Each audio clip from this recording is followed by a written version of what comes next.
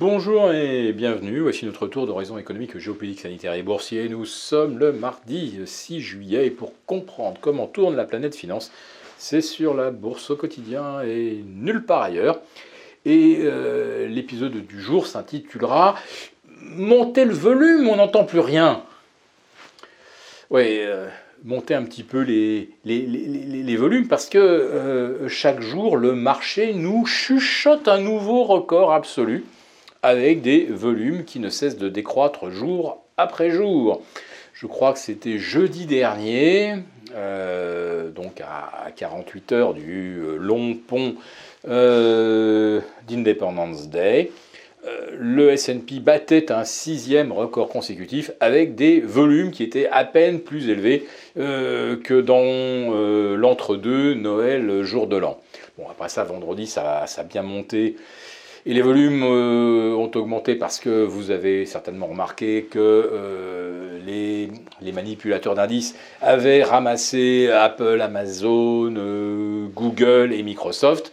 Facebook, ça avait été fait les jours précédents, donc en fait, les GAFAM, elles ont été arrachées à la hausse vendredi, donc ça a un petit peu boosté les volumes. Mais les précédents records du S&P, ça s'est fait avec des volumes qui n'arrêtaient pas de baisser.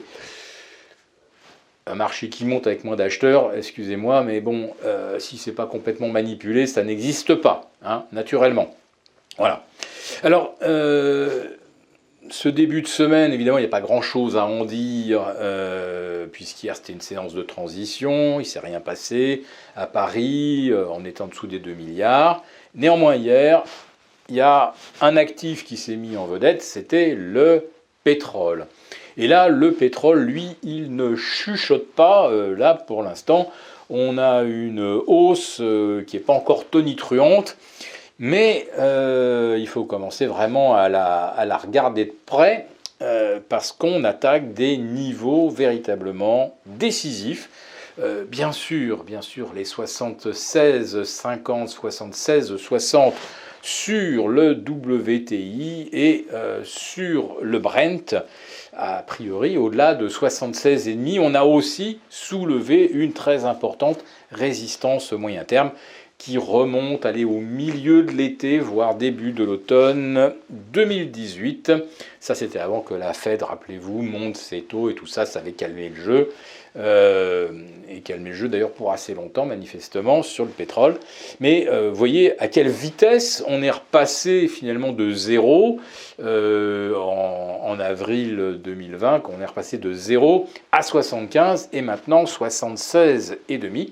Donc il y a eu un coup d'épaule ce matin pour propulser le WTI au-delà ou au contact des 77, mais ce n'est pas passé. Voilà, donc le marché a quand même un petit peu de mémoire.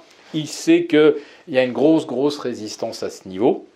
Derrière, si on passe, évidemment, ça change un petit peu la donne, tout simplement parce que après l'ascension verticale du pétrole depuis le début de l'année, des 40% ou plus, on se disait, ça a peut-être temporisé un petit peu au début de l'été.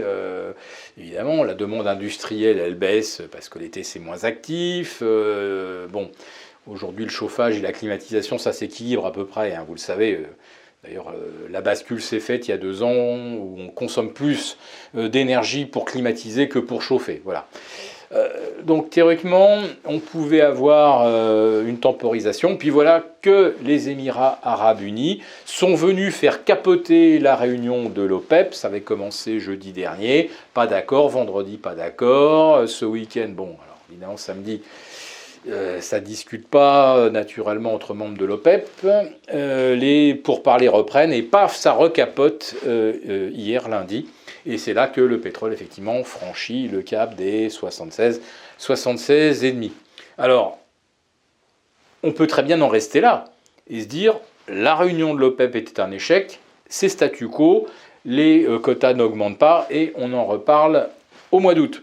Mais on n'est quand même pas à l'abri qu'à n'importe quel moment, eh bien, les Émirats disent « Bon, allez, on revient à la table des négociations et on a une idée d'arrangement. » Et bon, dans ce cas-là, le prix du pétrole risque de rebaisser. Voilà. C'est pour ça que nous avons peut-être un signal pour du court, du moyen terme.